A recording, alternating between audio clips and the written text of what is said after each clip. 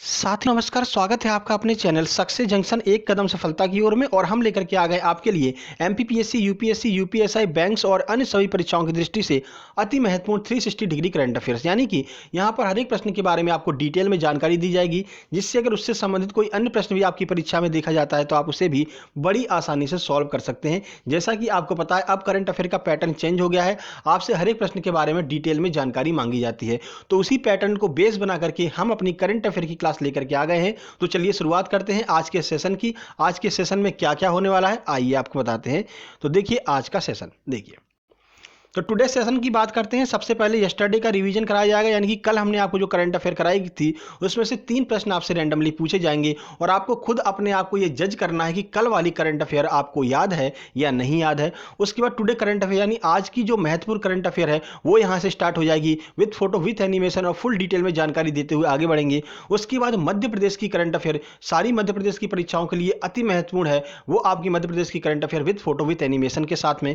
उसके बाद में स्टैटिक जीके हर एक परीक्षाओं की दृष्टि से अति महत्वपूर्ण होता है। सभी परीक्षाओं में स्टैटिक जीके जरूर पूछा जाता है, तो स्टैटिक जीके के महत्वपूर्ण प्रश्न आपके लिए लेकर के आएंगे फुल डिटेल में जानकारी के साथ में। उसके बाद होमवर्क विद स्क्रीनशॉट, यानी कि कल हमने आपसे कुछ प्रश्न पूछा था, उस प्रश्न का जिन लोगों ने भी जवाब दिया होगा उनका आंसर विद स्क्रीनशॉट आपको स्क्रीन पर दिखाई देगा। उसके बाद टुडे होमवर्क, यानी कि आज भी हम आपसे एक प्रश्न पूछेंगे जिसका जवाब देने पर कल वाली वीडियो में आपका नाम भी देखने को मिलेगा। ठीक है, तो चलिए शुरुआत करते हैं, आगाज करते हैं आज के सेशन का रिवीजन वाले प्रश्नों के साथ में। देखिए पहला प्रश्न, किस राज्य सरकार के द्वारा मुख्यमंत्री ग्राम पंचायत योजना के तहत एम्बुलेंस के खरीद पर सब्सिडी की घोषणा की गई है? उत्तर प्रदेश, मध्य प्रदेश, बिहार या फिर उत्तराखंड? चलिए आंसर देख लेते हैं। सही आंसर सी, यानी कि बिहार राज्य सरकार के द्वारा एम्बुलेंस खरीद पर सब्सिडी की घोषणा की गई है। बाकी इस प्रश्न के बारे में डिटेल में जानकारी कल वाली वीडियो में हमने आपको दी थी, अगर आपने नहीं देखी है तो कल वाली वीडियो भी जरूर देख लीजिएगा। चलिए अगले प्रश्न की ओर चलते हैं। देखिए हाल ही में किस राज्य सरकार ने बिना आईडी प्रूफ के टीकाकरण की अनुमति दी है? दिल्ली, राजस्थान, उड़ीसा या फिर हरियाणा? सही आंसर इसका सी, यानी कि उड़ीसा राज्य सरकार ने बिना आईडी कार्ड के भी टीकाकरण की अनुमति दी है कुछ विशेष लोगों के लिए, जैसे कि साधु संत वगैरह होगा इनके लिए। ठीक है, आगे बढ़ते हैं। अभी हाल ही में गोपाल कृष्ण गोखले की जयंती मनाई गई, इनमें से किस संस्था की स्थापना उनके द्वारा की गई थी? पूना सार्वजनिक सभा, servant of India society, British India association, Mumbai association? चलिए आंसर देखते हैं। सही आंसर है बी, यानी कि सर्वेंट ऑफ इंडिया सोसाइटी की स्थापना गोपाल कृष्ण गोखले के द्वारा की गई थी। 155वीं जयंती मनाई गई है। इनके बारे में भी कल हमने आपको पूरी डिटेल में जानकारी दी थी।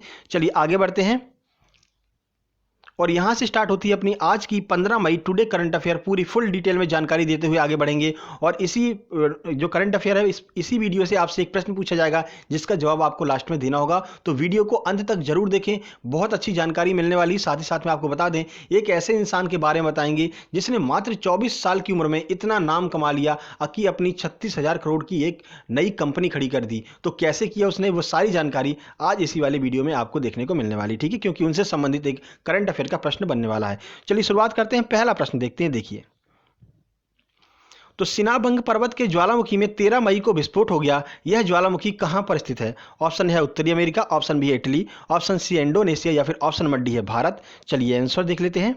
सही आंसर सी, यानी कि इंडोनेशिया में सिनाबंग ज्वालामुखी स्थित है। चलिए इसके बारे में आपको कुछ जानकारी दे देते हैं। देखिए तो उत्तरी सुमात्रा प्रांत में स्थित इंडोनेशिया का सिनाबंग पर्वत 13 मई 2021 को फट गया।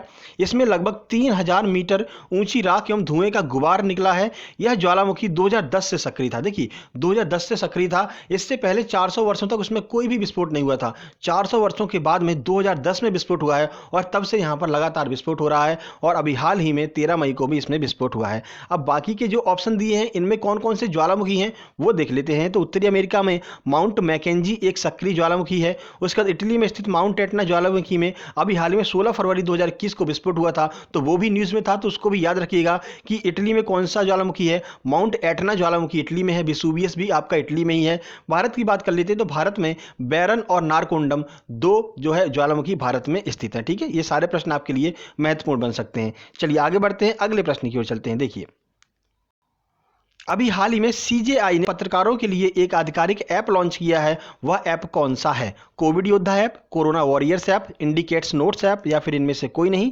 चलिए आंसर देख लेते हैं। सही आंसर सी, यानी इंडिकेटिक नोट्स ऐप जो है सीजेआई ने अभी पत्रकारों के लिए लॉन्च किया है। अब ये किस तरह से पत्रकारों की मदद करेगा, आइए देख लेते हैं पूरी डिटेल जानकारी। देखिए तो भारत के नवनियुक्त मुख्य न्यायाधीश एनवी रमन्ना ने उच्च न्यायालय की कार्रवाइयों को घर पर ही कवर करने के लिए पत्रकारों के लिए एक आधिकारिक मोबाइल एप्लीकेशन लॉन्च किया, यानी घर बैठे वो जो सर्वोच्च न्यायालय है अपना उसकी कार्रवाई को कवर कर सकते हैं। इंडिकेटिव नोट्स नाम का यह एप्लीकेशन पत्रकारों को अपने घरों से सुरक्षा के साथ न्यायालय की निष्पक्ष कार्रवाई को कवर करने में मदद करेगा। सर्वोच्च न्यायालय अदालती मामलों की कार्रवाई प्रसारण मतलब कि लाइव प्रसारण करने का भी यहाँ पर कोशिश कर रहा है, क्योंकि कोविड-19 चल रहा है जिसकी वजह से पत्रकार लोग वहाँ पर नहीं जाना चाहते हैं। क्यों? क्योंकि कोविड-19 की चपेट में ना आ जाए। ठीक है, तो लाइव प्रसारण जो है करने का यहाँ पर प्रयास कर रहा है कौन? भारतीय सर्वोच्च न्यायालय अपनी कार्रवाई को। बाकी एनवी रमन्ना की बात कर लेते हैं। तो एनवी रमन जो है वो भारत के 48वें सीजेआई हैं। याद रखिएगा, यह प्रश्न आपकी परीक्षा में जरूर पूछा जाएगा, कौन से क्रम के सीजेआई हैं। ठीक है, चलिए आगे बढ़ते हैं। सीजेआई का मतलब है चीफ जस्टिस ऑफ इंडिया। ठीक है, आगे बढ़ते हैं। देखिए, अभी हाल ही में किस हॉस्पिटैलिटी फर्म ने 4 दिवसीय कार्य सप्ताह शुरू करने का फैसला लिया है? ओयो, मिंत्रा, बाजार इंडिया या फिर आईसीएच? चलिए आंसर देख लेते हैं। सही आंसर है ए, यानी कि ओयो ने यहाँ पर एक सप्ताह में 4 दिवसीय कार्य योजना चालू की, यानी केवल 4 दिन कार्य करना होगा कर्मचारियों को और अल्टरनेट माध्यम से 4 दिन कार्य किया करेंगे हर एक कर्मचारी। ठीक है, चलिए इस प्रश्न के बारे में आपको पूरी जानकारी देते हैं। उससे पहले आप इस फोटो को देख लीजिए कि ये कौन है, इनके बारे में हम आपको जानकारी देने वाले हैं। देखिए, तो हॉस्पिटैलिटी फर्म ओयो ने 4 दिवसीय कार्य योजना की शुरुआत की है। यह कदम कोविड-19 को ध्यान में रखते हुए लिया गया है। ओयो के फाउंडर की बात कर लेते हैं, बहुत महत्वपूर्ण प्रश्न है। ओयो के फाउंडर रितेश अग्रवाल हैं, जिन्होंने महज 24 साल की उम्र में 2013 में ओयो की स्थापना की थी। मतलब कि सिर्फ 24 साल की उम्र में ओयो की स्थापना कर दी। देखिए कितनी बड़ी कंपनी है।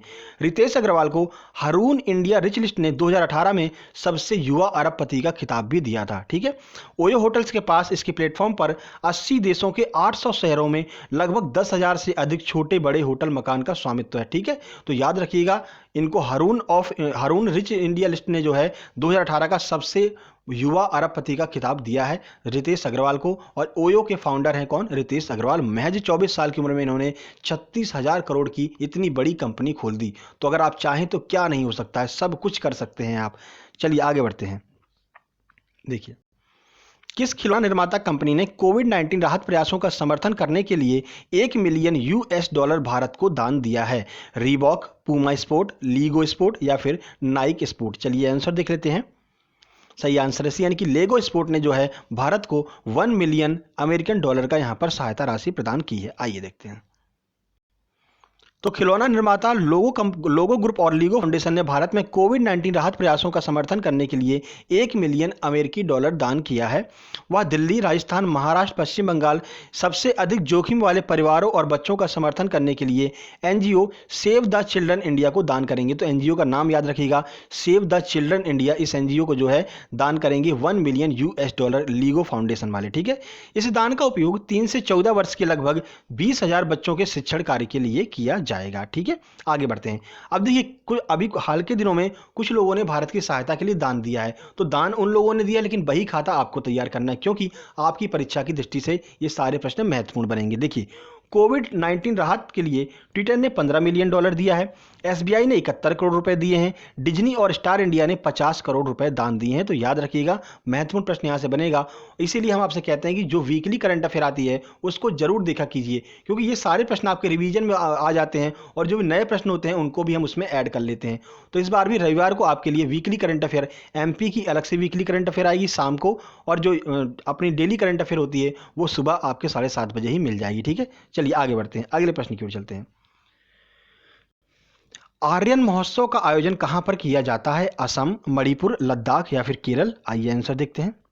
सही आंसर सी, यानी कि लद्दाख में आर्यन महोत्सव का आयोजन किया जाता है। अब ये आर्यन महोत्सव क्यों हमारे लिए महत्वपूर्ण है? बहुत ज्यादा महत्वपूर्ण है, आइए देखते हैं। तो लद्दाख में आर्यन घाटी बौद्ध धर्म जनजाति का घर है जो 5 गांवों में रहती है। पर्यटन को बढ़ावा देने के उद्देश्य से पर्यटन विभाग ने 2 साल से आर्यन जो है महोत्सव प्रारंभ किया है। कहां पर? लद्दाख में। और एक प्रश्न यहाँ से और बनेगा, दर्दी इंडो आर्यन भाषा की एक उपभाषा है। तो आपसे पूछा जा सकता है कि दर्दी किसकी उपभाषा है? तो इंडो आर्यन भाषा की उपभाषा दर्दी है, जो कि लद्दाख में बोली जाती है। और यहाँ के जो आर्यन बौद्ध धर्म के लोग हैं, इनके द्वारा इसको संरक्षित किया गया है। और लद्दाख अभी हाल ही में न्यूज़ में है। जब जब लद्दाख आता है तब तब हम आपको एक प्रश्न बताते हैं कि सौकर जो झील है वो लद्दाख में स्थित है। याद रखिएगा, महत्वपूर्ण प्रश्न बनेगा कि लद्दाख में कौन सी झील है? तो सौकर झील लद्दाख में स्थित है। चलिए आगे बढ़ते हैं। कोविड-19 अनाथ हुए बच्चों के लिए किस राज्य की सरकार के द्वारा महतारी दुलार योजना शुरू की गई है? तो जो लोग भी कोविड-19 में यहाँ पर बच्चे अनाथ हुए हैं, जिनके माता पिता एक्सपायर हो गए हैं, उनके लिए महतारी दुलार योजना शुरू की गई है। किस राज्य सरकार के द्वारा? मध्य प्रदेश, छत्तीसगढ़, तमिलनाडु, उत्तराखंड। चलिए आंसर देख लेते हैं। सही आंसर बी यानी कि छत्तीसगढ़ राज्य सरकार के द्वारा महतारी दुलार योजना यहाँ पर चालू की गई है। आइए देखते हैं। तो छत्तीसगढ़ सरकार ने उन बच्चों के लिए छत्तीसगढ़ महतारी दुलार योजना शुरू करने का फैसला लिया है जिन्होंने कोविड-19 में अपने माता पिता को खो दिया है। योजना के तहत कक्षा 1 से 8 तक के बच्चों को प्रति माह 500 रुपये और 9 से 12 तक के बच्चों को प्रति माह 1000 रुपये की राशि दान में दी जाएगी। ठीक है। राज्य सरकार उन बच्चों की शिक्षा का भी वित्त पोषण करेगी जिन्होंने परिवार के कमाने वाले को कोविड-19 में खो दिया है। तो छत्तीसगढ़ राज्य सरकार के द्वारा ये इनिशिएट लिया गया है। आपको कुछ याद आ रहा है? कुछ दिन पहले हमने आपको बताया था मध्य प्रदेश राज्य सरकार ने भी कोविड-19 में अनाथ हुए बच्चों के लिए योजना चालू की है। 5000 रुपये प्रति माह यहाँ पर मध्य प्रदेश सरकार के द्वारा दिया जाएगा। आपको याद होगा कुछ दिन पहले हमने कराया था। बाकी छत्तीसगढ़ की बात कर लेते हैं तो पढ़ाई त्योहार पारा ये परियोजना भी छत्तीसगढ़ के द्वारा ही शुरू की गई थी। याद रखिएगा, महत्वपूर्ण परियोजना है क्योंकि एनटीपीसी में 4 से 5 बार पूछी गई है। चलिए आगे बढ़ते हैं। फॉर्च्यून द्वारा जारी की गई विश्व के 50 महानतम नेताओं की सूची में टॉप 10 में किस भारतीय को जगह मिली है? दिनेश खारा, आदर पूनावाला, जेसिका अदर्न या फिर इनमें से कोई नहीं? आंसर देख लेते हैं। सही आंसर है बी यानी कि आदर पूनावाला को जो है यहाँ पर टॉप 10 में जगह मिली है 50 महत्वपूर्ण लोगों की सूची में 2021 की में। चलिए इसके बारे में कुछ जानकारी आपको देते हैं। देखिए, तो फॉर्च्यून की न्यूनतम सूची के अनुसार न्यूजीलैंड की प्रधानमंत्री जेसिका अदर्न को कोविड को देश में फैलने से रोकने के लिए निभाई गई भूमिका हेतु सूची में सर्वोच्च स्थान मिला। यानी पहले स्थान पर कौन है? तो न्यूजीलैंड की प्रधानमंत्री हैं। उसके बाद शीर्ष 10 नामों में सीरम इंस्टीट्यूट ऑफ इंडिया के सीईओ आदर पूनावाला को एकमात्र भारतीय हैं। तो टॉप 10 में जो है एकमात्र भारतीय कौन है? तो आदर पूनावाला जो हैं वो एकमात्र भारतीय हैं जो CII के इस समय CEO हैं। देखिए, उन्हें कोविड वैक्सीन की आपूर्ति कर वैश्विक महामारी को समाप्त करने के लिए पहचाना जाता है। SII विश्व की सबसे बड़ी वैक्सीन निर्माता कंपनी है। तो याद रखिएगा, सीरम इंस्टीट्यूट ऑफ इंडिया विश्व की सबसे बड़ी वैक्सीन निर्माता कंपनी है। और इस SII के बारे में हमने आपको कई चीज़ें बताई हैं। ये पूना में स्थित है। उसके बाद हमने आपको बताया था कि इसकी एक ब्रांच जो है अभी हाल ही में ब्रिटेन में भी खोली गई है। तो ये सारी जानकारी आपके लिए महत्वपूर्ण है और गर्व का विषय है कि विश्व की सबसे बड़ी वैक्सीन निर्माता कंपनी कौन है? SII जो महाराष्ट्र के पुणे में स्थित है। ठीक है, आगे बढ़ते हैं। देखिए, तो यहां पर आपकी डी करंट अफेयर समाप्त होती है। अब यहां से स्टार्ट हो रही है आपकी 15 मई MP करंट अफेयर। चलिए स्टार्ट करते हैं। पहले प्रश्न की ओर चलते हैं। देखिए, 14 मई को हुई मंत्रिपरिषद की बैठक में मुख्यमंत्री के द्वारा कोरोना वायरस रोकथाम के लिए प्रत्येक जिला कलेक्टर को कितने रुपए आवंटित किए जाने का फैसला लिया गया है? 4 करोड़, 2 करोड़, 3 करोड़ या फिर 7 करोड़? आइए आंसर देखते हैं। सही आंसर है बी यानी कि 2 करोड़ रुपए जो है प्रत्येक जो है जिले के कलेक्टर को देने का यहाँ पर फैसला लिया गया है। अभी जो कल के दिन 14 मई को यहाँ पर बैठक संपन्न हुई है मुख्यमंत्री और मंत्रिपरिषद की। चलिए कुछ जानकारी आपको देते हैं। देखिए, तो मुख्यमंत्री श्री शिवराज सिंह चौहान की अध्यक्षता में मंत्रिपरिषद की बैठक में कोविड-19 संक्रमण के ऊपर चर्चा की गई और प्रत्येक जिले के लिए 2 करोड़ रुपए सहायता राशि के रूप में आवंटित की गई है।